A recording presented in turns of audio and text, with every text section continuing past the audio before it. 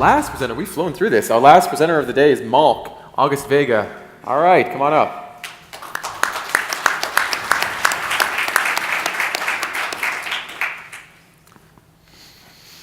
Good to see you. How are you? All right, you can use either mic, and your timer is right over here. Fantastic.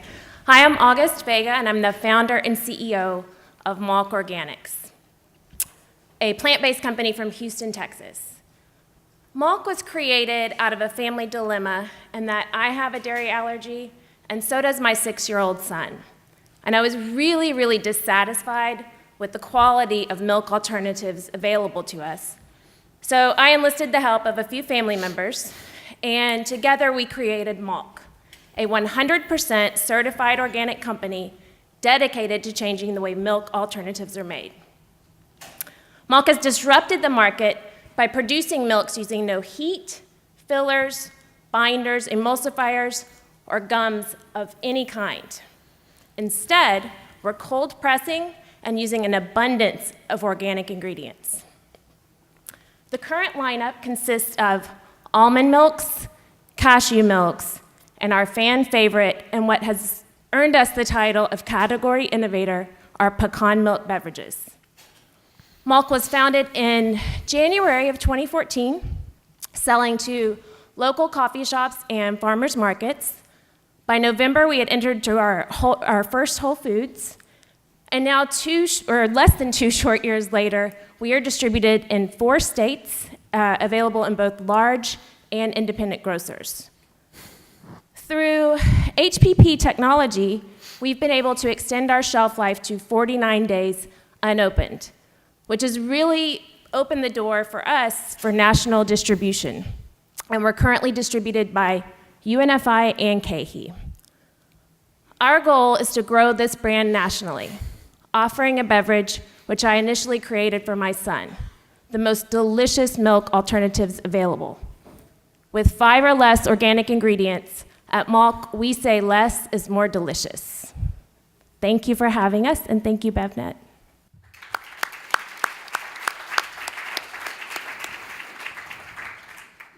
All right. Malk, play on milk. Ken, what do you think of that? I got Malk. You got Malk.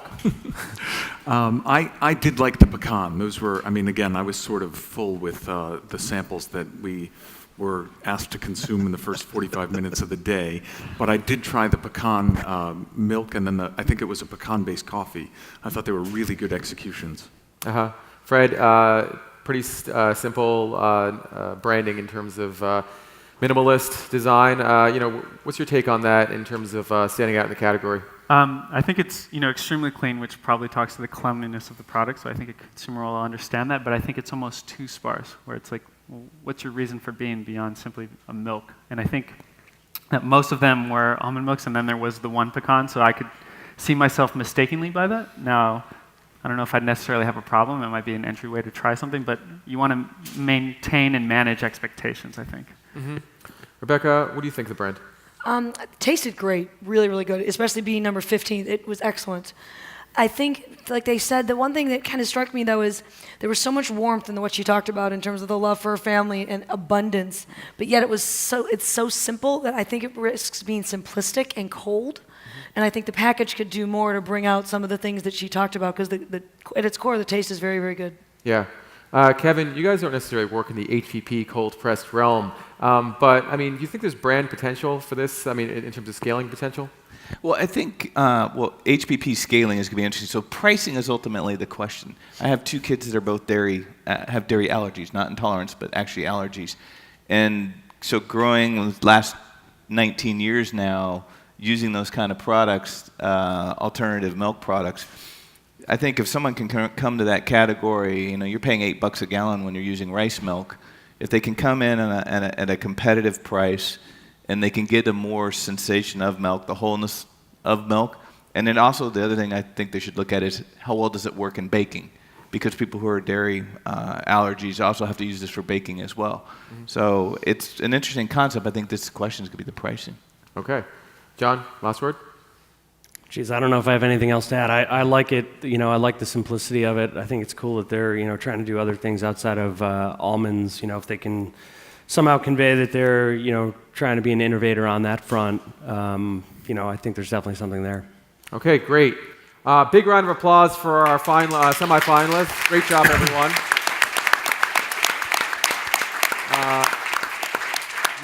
We do have a couple minutes, and I'd just like to get your take on the entire semifinal round. Ken, in terms of innovation, was there enough? Did you see quite a bit of it that's promising and marketable?